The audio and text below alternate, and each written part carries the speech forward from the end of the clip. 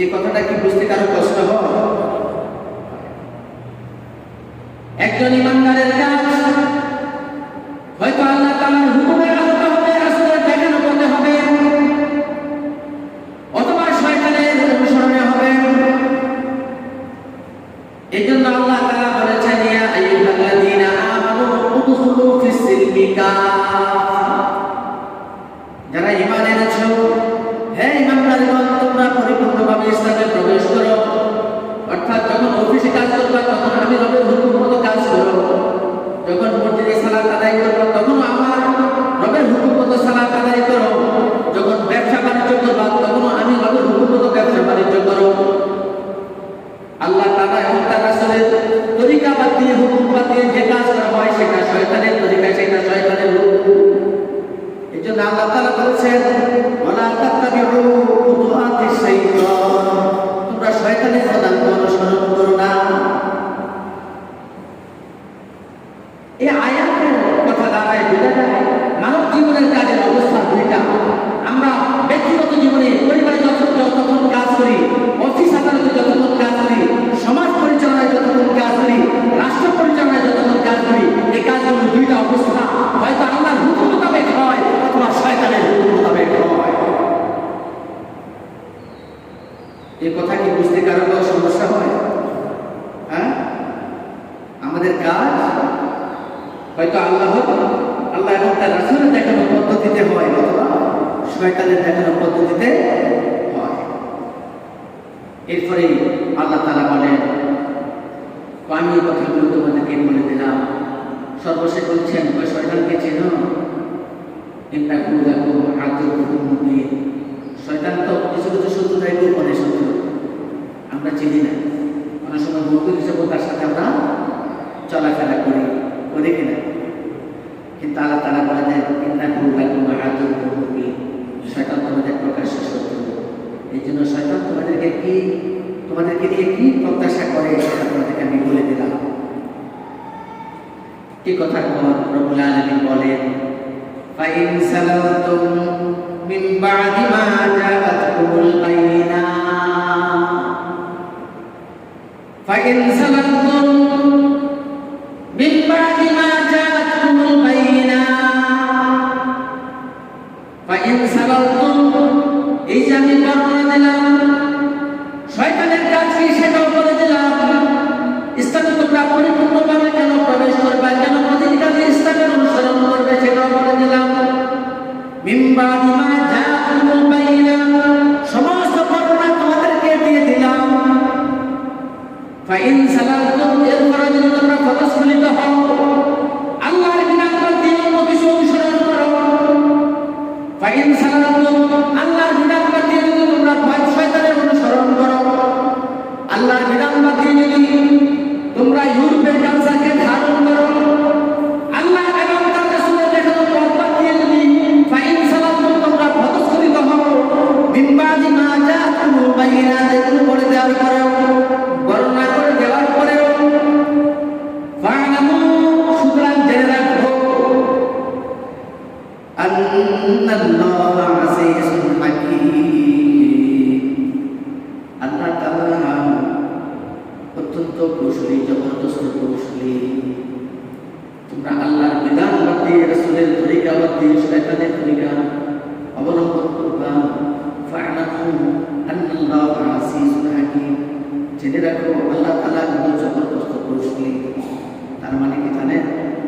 আমরা বলি না, শোনো বলে দিয়েছি কাজ এভাবে করবা, মানে কি জানো আমার সম্বন্ধে তোমার ধারণা আছে, সেটা জানে যাবে। এরকম লোক সমাজে নাই? আছে? এই কি ব্যাপার, যেভাবে বলছি সেভাবে করিও, তাহলে আমি কোন ধরনের মানুষ সেটা কি তোমার জানা আছে? কি এই ধরনের কথাবার্তা বলার মতো সমাজ এবং রাষ্ট্রের লোক নাই? কথা বলেন।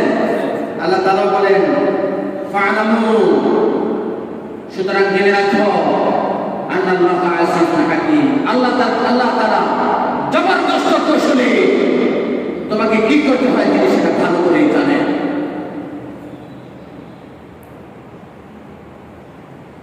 তাহলে আমাদেরকে চিন্তা করা যে আমি যখন আমার বেডরুমের দরজা বন্ধ করে সেখানে কি কাজ করি, সেটা আমার আল্লাহ এবং তার রাসূলের তরিকা অনুযায়ী, পদ্ধতি অনুযায়ী হয় কিনা।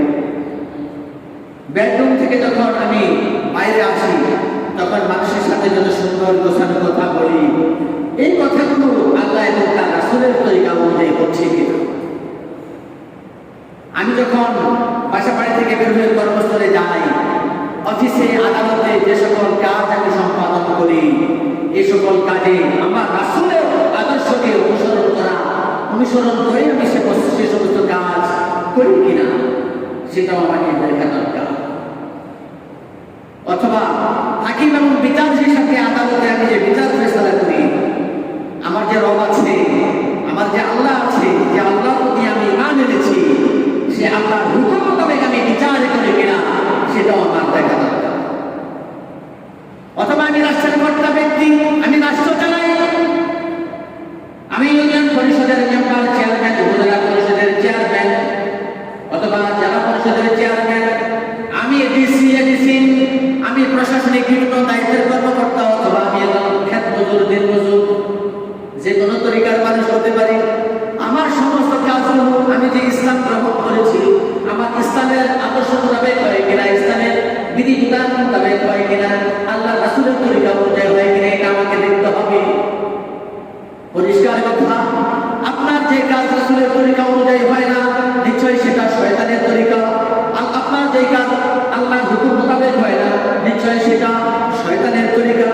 আল্লাহ এবং আল্লাহ রাসূলের তরিকা অনুযায়ী আপনি যে কাজটা করতে পারেন নাই, সেটা ব্যক্তিগত কাজ হোক, সেটা পারিবারিক কাজ হোক, সেটা সামাজিক কাজ হোক, সেটা রাষ্ট্রীয় কাজ হোক, অবশ্যই সেটা শয়তানের পদ্ধতিতে হয়। সুতরাং ইন্নাহু লাকুম আদুউম মুবিন, শয়তান মানুষের প্রকাশ্য শত্রু।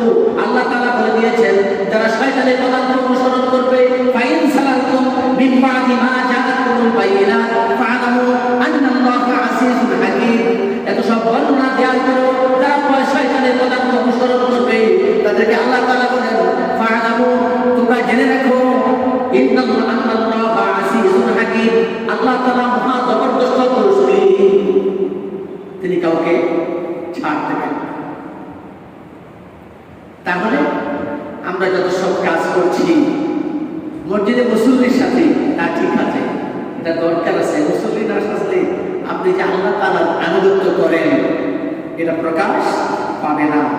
তবে আমাদের সমাজে কিছু মুসল্লির চরিত্র আল্লাহ রাসূল এই আয়াতের ব্যাখ্যায় একটা হাদিসে তুলে ধরেছেন, সেটা শুনবেন। শুনেন। আনিল হাসিল আশআরী রাদিয়াল্লাহু তাআলা আনহু قال قال رسول الله صلى الله عليه وسلم آمركم بخمس, আল্লাহ রাসূল সাল্লাল্লাহু আলাইহি ওয়াসাল্লাম বলেন, হারিস আল-আশআরী রাদিয়াল্লাহু তাআলা আনহু থেকে বর্ণিত হাদিসটি তিরমিজি শরীফে বর্ণিত হয়েছে। তিনি বলেন, আমরুকুম, আল্লাহ রাসূল বলেন, আমরুকুম বিখামস, আমি তোমাদেরকে 5টা বিষয় নির্দেশ দিচ্ছি। কয়টা বিষয়? একটু কথা বলেন, কয়টা? 5টা বিষয় আমি তোমাদেরকে নির্দেশ দিচ্ছি। এটা ওসিয়ত নয়, উপদেশ নয় যে মানলে মানলাম, না মানলে নাই। আমরুকুম বিখামস, আল্লাহ রাসূল বলেন, আমি তোমাদেরকে 5টা বিষয় নির্দেশ দিচ্ছি। এখন একটা একটা করে হিসাব করবেন, এই নির্দেশগুলো আপনি, আমি অথবা আমরা কি পালন করছি কিনা। আল্লাহ রাসূল বলেন, বিল জামাআ, 1 নম্বর আদেশ, তোমরা মুসলিম সম্প্রদায় তোমরা ঐক্যবদ্ধভাবে জীবন যাপন করবে। ওয়াসাম, এবং আল্লাহ এবং আল্লাহ রাসূলের কথা শুনবে। ওয়াতাআতে, আল্লাহ এবং আল্লাহ রাসূলের আনুগত্য করবে। ওয়াল হিজরাতে, এবং দিন ইসলামের উপরে বেঁচে থাকার জন্য, দিন ইসলামের আদর্শ ব্যক্তিকে থাকার জন্য প্রয়োজনে হিজরত করবে। দিন ইসলামকে প্রতিষ্ঠিত করার জন্য প্রয়োজনে হিজরত করবে। ওয়াল জিহাদু ফি সাবিলিল্লাহ, এবং আল্লাহ এবং আল্লাহ রাসূলের হুকুমকে মান্য করার জন্য, দিন ইসলামকে টিকিয়ে রাখার জন্য, ওয়াল জিহাদু ফি সাবিলিল্লাহ, প্রয়োজনে তোমরা আল্লাহর রাস্তায় সংগ্রাম করবে। কয়টা আদেশ দিলেন? 5টা। 1 নম্বর আদেশ, ঐক্যবদ্ধ থাকবা। এখন তো এক ঘরে যদি 4 ভাই থাকে, 4 ভাই 4 দল করে, কত বড় ঐক্যবদ্ধ। বিয়ে করার পরে তো আরো বিচ্ছিন্ন। আপনার উপদেশটা চলে আসে তখন বাসায়, মা বোনেরা না করবেন না, ব্যতিক্রমও আছে, আছে না? আছে। বিয়ে করার আগে একরকম অবস্থা, মা আর ছেলের সম্পর্ক, বাবা আর ছেলের সম্পর্ক। বিয়ে করলে তখন উপদেশটা আসে ছেলে, তখন না তোমার বাবা ভালো না, তোমার মা ভালো না, আমার উপর টর্চার করে, বহুত কিছু আছে না নাই? এই বেটি বিয়ে করে এই ঘরের বউ হয়েছে, বড়জন এখানে নিরাপত্তার সাথে, ইজ্জতের সাথে, দুইটা কথা বললাম, কয়টা? নিরাপত্তার সাথে, ইজ্জতের সাথে, অধিকার পাওয়ার ভিত্তিতে, অধিকার পাওয়ার ভিত্তিতে এখানে সুন্দর এবং স্বাভাবিক জীবন যাপন করার অধিকার পায় একজন নারী। কিন্তু তিনি এখানে বৈবাহিক সূত্রে আসেন, এসে মনে করেন এখানকার সরকার গঠন করার ব্যবস্থা শুরু করে দেন।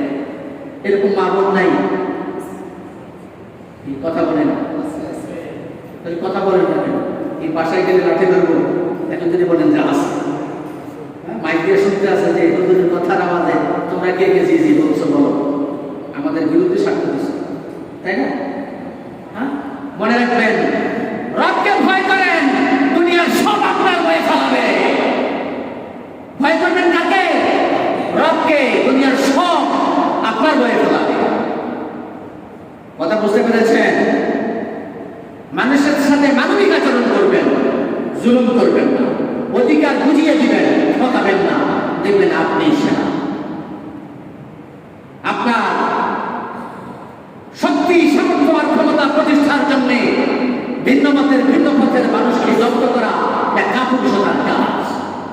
মনে রাখবেন, আল্লাহ রাসূল 5টা বিষয় নির্দেশ দিয়েছেন। কয়টা? 5টা। 1 নাম্বার কথা বলছে যে ঐক্যবদ্ধ থাকো, তাহলে বেড়া, দামড়া, সিগার তোমাদেরকে পাকড়াও করতে পারবে না। বিচ্ছিন্ন থাকবে, দেখবেন একটা পাকড়া কুকুর দেখলে আপনাকে ঘেউ ঘেউ করবে। কি করবে না? করবে। শত্রুপক্ষ তো মাশাআল্লাহ তোমার না, এখন একটা একটা করে খাওয়ার সুযোগ থাকবে, যেহেতু ঐক্যবদ্ধ নেই। এজন্য আল্লাহ রাসূল নির্দেশ দিয়েছেন যে তোমরা যারা আল্লাহর প্রতি ঈমান এনেছ, আমি নবী মুহাম্মদ রাসূলুল্লাহ সাল্লাল্লাহু আলাইহি ওয়াসাল্লামকে আল্লাহ রাসূল হিসেবে স্বীকৃতি দিয়েছ, ঈমান এনেছ, তোমাদেরকে আদেশ দিচ্ছি আমরুন বিখামস, 5টা আদেশ দিচ্ছি। 1 নাম্বার আদেশ, সমস্ত মুসলিম তোমরা ঐক্যবদ্ধ থাকবে। এরপরে বলছে ওয়াসাম, এবং আল্লাহ এবং আল্লাহ রাসূলের কথা শুনবে, ওয়া তাআত, এবং আল্লাহ এবং আল্লাহ রাসূলের আনুগত্য করবে। আল্লাহ এবং আল্লাহ রাসূলের কথার বাইরে যাবে না। পরিস্থিতি যত ভয়াবহ হয় হোক, তুমি তোমার রবকে ভয় করো, তোমার ভয়ে সব পালাবে। ওয়াল হিজরাতে, তুমি যদি মনে করো তোমার জনপদ তোমার অনুকূলে নয়, তোমাকে ইসলাম মানতে দেয় না, সুদ ঘুষে বাধ্য করে, তোমার উপরে জুলুম করে, দিন ইসলামের উপরে টিকে থাকার জন্য প্রয়োজনে তুমি হিজরত করো, এরপরেও তুমি আল্লাহর হুকুমের উপরে থাকো, প্রয়োজনে হিজরত। আল্লাহ রাসূল নিজের মাতৃভূমি ত্যাগ করে মদিনায় হিজরত করেননি, ইসলামের স্বার্থে করেছেন, আল্লাহর আদেশে করেছেন। আপনি যে জনপদে বসবাস করেন, এখানে যদি আপনাকে ইসলাম মানতে না দেয়, তাহলে আপনি প্রয়োজনে ইসলাম মানার জন্য হিজরত করেন। এরপরে বলে শুধু হিজরত করবা, ঘর বাড়ি ছেড়ে পালাবা? হয় না, আরেকটা প্রেসক্রিপশন আছে, সেটা কি? ওয়াল জিহাদু ফি সাবিলিল্লাহ, আল্লাহর হুকুমকে পরিপালন করার জন্য, আল্লাহর হুকুমকে ধারণ করার জন্য, ইসলামের উপরে টিকে থাকার জন্য প্রয়োজন আল্লাহর রাস্তায় সংগ্রাম করো। যারা তোমাদের ধর্ম এবং ধর্মীয় কাজ পালনে বাধা দেবে, প্রয়োজনে তাদের দাঁত উপরে ফেলো। যদি তোমাদের উপরে হামলা করে, তাদেরকে প্রতিরোধ করে তোলো, সে চেষ্টা তোমাদেরকে করতে হবে। আল্লাহ রাসূল 5টা আদেশ দিয়েছে। সুতরাং যদি নিরাপত্তা চান, নিরাপত্তা চান, শান্তি চান, কয়টা কথা বলছি? যদি নিরাপত্তা চান আর শান্তি চান, শান্তি চান, ইসলামের বিকল্প নেই। আর যদি নিরাপত্তা চান, তাহলে সংগ্রামের কোনো বিকল্প নেই। 71 সালে যখন পশ্চিম পাকিস্তানের শোষক গোষ্ঠী শোষণ করেছিল, আমরা সেদিন সংগ্রাম করে নিরাপত্তা অর্জন করেছি, করি না? কি বলেন? কিয়ামত পর্যন্ত সমস্ত মুসলমানরা ঠিক তদ্রূপ যদি তারা শান্তি চায়, তাহলে ইসলামের বিধিবিধান মেনে চলার বিকল্প নেই। আর যদি নিরাপত্তা চান, তাহলে ইসলামের বিরুদ্ধে যত শক্তি সামর্থ্য দাঁড়ায়, তাদেরকে তার ভূমিকা জবাব দেওয়ার জন্য সংগ্রাম করতে হবে। সংগ্রাম ছাড়া নিরাপত্তা কখনো পাবে না। কথা বুঝতে পেরেছেন? এরপরে আসেন বলছি না, মুসল্লি পাওয়া যায় কিন্তু মুজাহিদ পাওয়া যায় না। মুসল্লি পাওয়া যায়, আবার ঘুষখোর পাওয়া যায়। আছে না? আছে। তাদের ব্যাপারে এই হাদিসের মধ্যে বাকি হচ্ছে একটা প্রেসক্রিপশন। দেখেন, وإنه من خرج من الجماعة قيد شبر فقد قضى عارضة الإسلام بالعنق। আল্লাহ রাসূল বলেন, ঐক্যবদ্ধতা থেকে যদি কেউ তার ঘাড়কে কি করে এক বিঘত পর্যন্ত সরাইয়া ফেলে, সে যেন ইসলামের ঘণ্টি থেকে সে নিজেকে সরাইয়া ফেলল। নাউজুবিল্লাহ। ঐক্যবদ্ধতা ইসলামের আদেশ। যদি ঐক্যবদ্ধতা থেকে সরে পড়ে, আল্লাহ রাসূল বলেন সে যেন ইসলামের ঘণ্টি থেকে তার ঘাড়টা কি বললেন সরাইয়া ফেলবে। বিনআনুকি রিবাতাল ইসলামী বিনআনুকি, ইসলামের যে বন্ধন সেখান থেকে তার ঘাড় সে সরাইয়া ফেলে। কয় না আমি আলাদা হয়ে গেলাম, বলে না ঠিক তদ্রূপ। এরপরে বলেন কি, ইল্লা আইয়ুরাজিআ, যে ততক্ষণ পর্যন্ত সে আবার ঐক্যবদ্ধতায় ফিরে না আসে ততক্ষণ সে ইসলামের মধ্যেই থাকে না। আল্লাহু আকবার। এরপর বলেন ওয়ামান দাআ বিদাওয়াতিল জাহিলিয়া, মাথায় টুপি থাকা সত্ত্বেও, রোজা রাখা সত্ত্বেও, মসজিদের প্রথম কাতারে মুসল্লি হওয়া সত্ত্বেও, ওয়ামান দাআ মিন দাওয়াতিল জাহিলিয়াতে, ইসলাম বাদ দিয়ে যদি কেউ অন্য কোনো আদর্শ অনুসরণ করে, সেটা গণতন্ত্র হতে পারে, সেটা সমাজতন্ত্র হতে পারে, সেটা কালমার্ক্সের সেটা কালমার্ক্সের সমাজতন্ত্র হতে পারে, পুঁজিবাদী অর্থনীতি হতে পারে, ঘুষের বাণিজ্য হতে পারে, ইসলাম বিরোধী যে কোনো কিছু হতে পারে। ওমান দাআ মিন দাওয়াতিল জাহিলিয়াতি ইলা ইসলামী যুগের আদর্শ হতে পারে, ফাহুয়া মিন গুসামিন জাহান্নাম, সে জাহান্নামের অন্তর্ভুক্ত। এরপরে বলে আল্লাহ রাসূল, ওয়া ইন সামা, যদিও সে রোজা রাখে, ওয়া সাল্লা, যদিও সে নামাজ পড়ে, ওয়া জামা আন্নাহু মুসলিমুন, যদিও সে মুসলিম পরিচয় ধারণ করে চলে। বুঝতে পেরেছেন? মুসলিম পরিচয় ধারণ করে চলবেন, মসজিদের প্রথম কাতারে মুসল্লি হতে পারেন, নামাজও রাখতে পারেন, রোজাও রাখতে পারেন। যদি জাহিলি যুগের আদর্শকে সে গ্রহণ করে ইসলামের আদর্শের বাদ দিয়ে, জাহিলি যুগের আদর্শ কি, সেটা হয়তো গণতন্ত্র হবে, সেটা হয়তো সমাজতন্ত্র হতে হবে, অর্থাৎ আল্লাহ এবং আল্লাহ রাসূলের তরিকা নয়, আদর্শ নয়, এমন কিছুকে যদি সে ধারণ করে সে জাহান্নামী। আল্লাহ রাসূল বলেন, যদিও সে নামাজ পড়ে, যদি সে রোজা রাখে এবং মুসলিম পরিচয় ধারণ করে। প্রিয় ভাইয়েরা, বিস্তারিত কথা বলার সুযোগ নেই, ছোট্ট কথা এখানে শেষ করতে চাই যে আমরা যা করছি করার মধ্যে নিজেকে জিজ্ঞেস করবেন, এটা আমার রাসূল করছেন কিনা, এটা আল্লাহর হুকুম মোতাবেক হয় কিনা। যদি আল্লাহর হুকুম মোতাবেক না হয়, রাসূলের তরিকা মতো না হয়, অবশ্যই অবশ্যই সেটা শয়তানের তরিকা। যারা শয়তানের তরিকা অবলম্বন করে তারা জাহান্নামী। তারা ব্যক্তিগত জীবনের অনুসারী হতে পারে, তাও জাহান্নামী। তারা সামাজিক জীবনের অনুসারী হতে পারে, তাও জাহান্নামী। তারা রাষ্ট্রীয় জীবনে শয়তানের অনুসারী হতে পারে, তারাও জাহান্নামী। আল্লাহ তাআলা আমাদেরকে যথাযথ ইসলামের অনুসরণ করার তৌফিক দান করুন। আমিন। ওয়া আখিরু দাওয়ানা আলহামদুলিল্লাহ।